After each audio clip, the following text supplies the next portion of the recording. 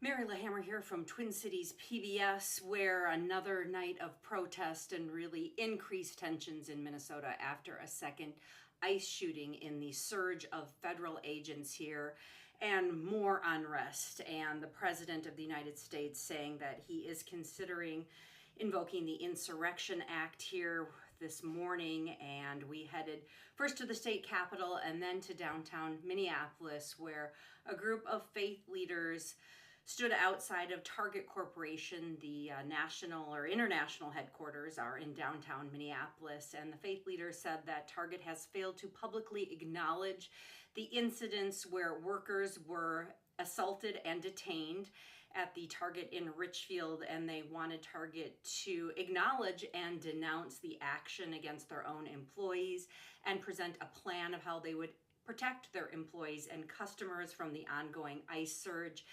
And they also said concerned Minnesotans had been meeting with management of their neighborhood Target stores in Minnesota, and they wanted to pass along the demands and ask that company leadership stand up for the workers and their communities exercising their right. So they stood and had a press conference, and then they walked into Target headquarters and demanded to see the CEO, Brian Cornell, and stood there for quite some time. I don't know that he ever came down. Then I headed to talk to some business leaders, and it's a group I speak to regularly. I'm not going to get specific about who was there or what was talked about, but I do want to say that businesses in Minnesota are feeling the impact now of more than a week of the ICE presence, the civil unrest, and a lot of workers and citizens staying home. We've heard of a lot of restaurants shutting down, losing workers, losing patrons. Definitely an impact first on restaurants, but hearing from, businesses that are trying to recruit employees from across the country that might be concerned about coming to Minnesota. We're hearing from colleges and universities who are trying to get students to come to Minnesota, concerns there.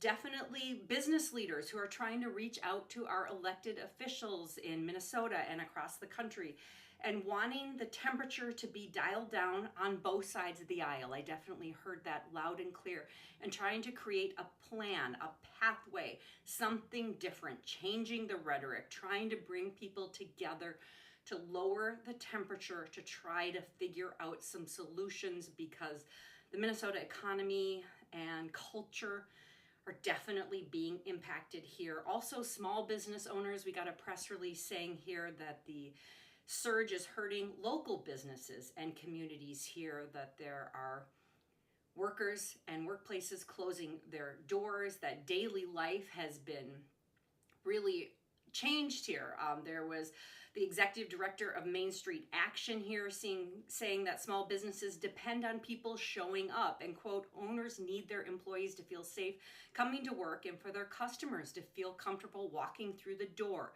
Right now, many businesses in Minnesota are seeing fewer customers and struggling to staff shifts because fear has entered everyday life and their staff have been impacted. Quote, we've had to close rooms due to having no staff, and this business owner said he's not going to force people to come to work because they are scared and they work with children and it's not safe for everyone.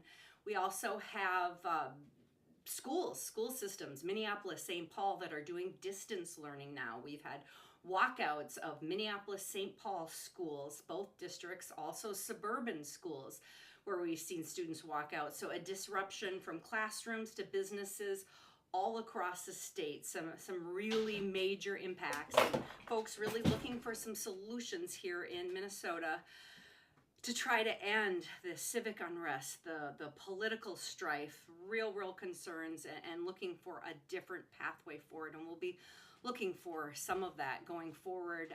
Friday night on Almanac, we are definitely going to be looking into some legal solutions. We will have the Attorney General of Minnesota, the Hennepin County Prosecutor on, and many more guests that we're starting to fill in. Again, I'll be talking to a lawyer from Minneapolis who has a different idea of how the Minneapolis police force could be used. So we'll continue to cover this the best we can, talking to various people. We will have a former U.S. attorney who was appointed by several Republican presidents also sharing his expertise. So please continue to tune in to Almanac and PBS. Thank you.